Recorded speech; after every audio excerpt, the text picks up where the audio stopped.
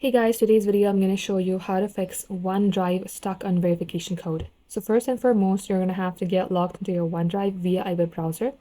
And once done, select your initial and select manage your Microsoft account. As you do that, you will get landed onto a page like this. Now, if you are trying to send code to an email, what you have to do is you have to make sure that you have access to that specific email address. And you can also check the spam folder. If it's a Microsoft app, for example, if you would like to simply send code or enter the code from your Authenticator app of Microsoft, make sure the application Microsoft is updated. And after you do that, the code might be sent and the code might also work. Other than that, what else you can try is you can also try clearing the cache of your browser itself. At times, this might also solve your issue. For that, select this three dot icon, scroll all the way below, go for settings. Now in here, select privacy and security, select delete browsing data and delete some of your history. As you do that, this will fix your problem. Thank you for watching.